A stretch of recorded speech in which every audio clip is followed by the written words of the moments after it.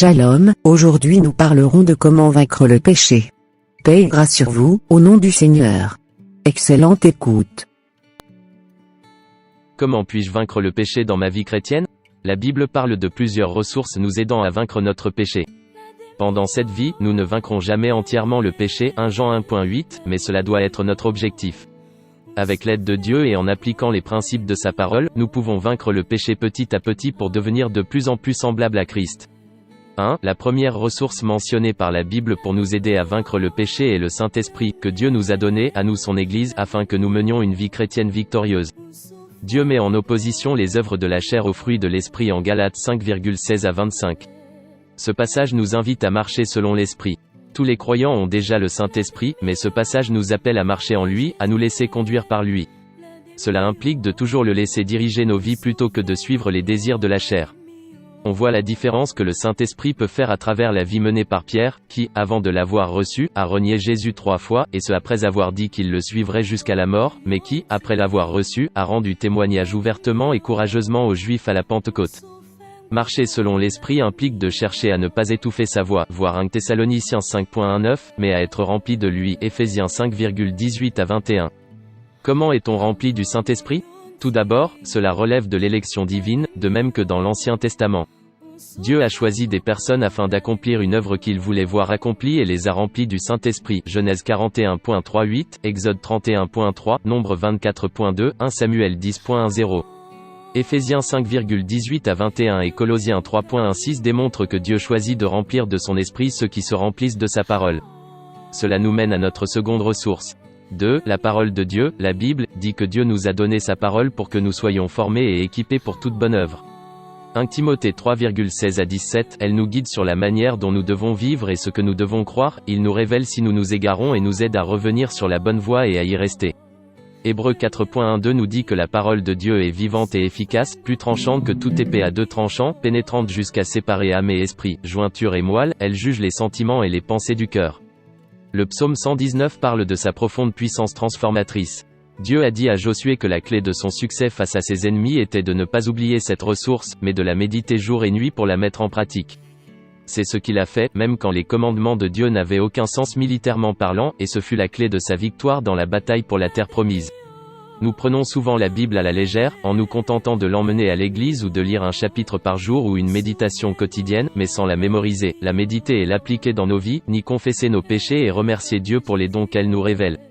Nous sommes souvent anorexiques ou boulimiques en ce qui concerne la Bible, soit nous consommons tout juste assez de la parole pour survivre spirituellement en avalant la parole quand nous allons à l'église, mais pas assez pour mener une vie chrétienne saine et épanouie, soit nous la consommons souvent, mais sans jamais la méditer assez pour qu'elle nous nourrisse vraiment.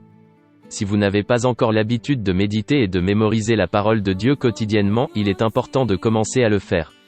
Pour certains, il est utile de le faire en prenant des notes. Prenez l'habitude, chaque fois que vous lisez la parole, de noter ce que vous en avez tiré. Certains croyants écrivent des prières à Dieu et lui demandent de les aider à changer dans les domaines qu'il leur a montrés. La Bible est l'outil de l'Esprit pour transformer nos vies, Éphésiens 6.17, une partie essentielle de l'armure que Dieu nous donne pour le combat spirituel, Éphésiens 6, 12, 18.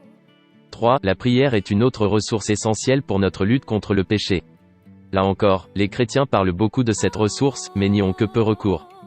Nous avons des réunions de prière, des temps de prière, etc., mais nous ne prions pas comme l'Église primitive.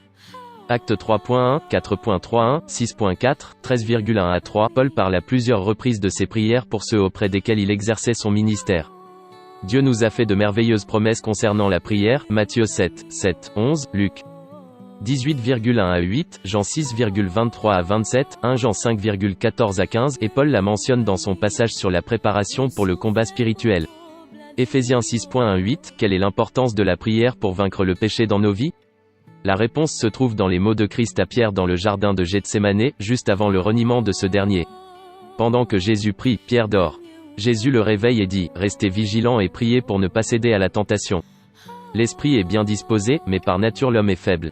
Matthieu 26.41, comme Pierre, nous voulons faire ce qui est juste, mais n'en trouvons pas la force. Nous devons, comme Dieu nous y exhorte, continuer à chercher, à frapper, à demander. Alors, il nous donnera la force dont nous avons besoin. Matthieu 7.7, la prière n'est pas une formule magique. Prier, c'est tout simplement reconnaître nos propres limites et le pouvoir inépuisable de Dieu, et nous tourner vers lui pour puiser la force de faire sa volonté, et non la nôtre. 1 Jean 5,14 à 15, 4. L'Église et la communion fraternelle avec d'autres croyants est une ressource de plus pour notre lutte contre le péché. Jésus a envoyé ses disciples deux par deux, Matthieu 10.1. Les missionnaires du livre des Actes ne sont pas partis un par un, mais par groupe de 2 ou plus. Jésus nous demande de ne pas abandonner nos assemblées, mais de profiter de ces occasions pour nous encourager les uns les autres à l'amour et aux bonnes œuvres, Hébreux 10,24 à 25. Il nous dit aussi de confesser nos péchés les uns aux autres, Jacques 5.16.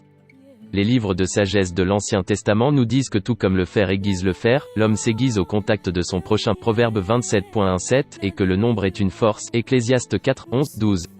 Certains chrétiens ont découvert que le fait d'avoir une personne de confiance à laquelle se confier quant à leur lutte contre certains péchés tenaces, qui puisse parler avec eux, prier avec eux, les encourager et même les reprendre en cas de besoin, peut être une grande bénédiction.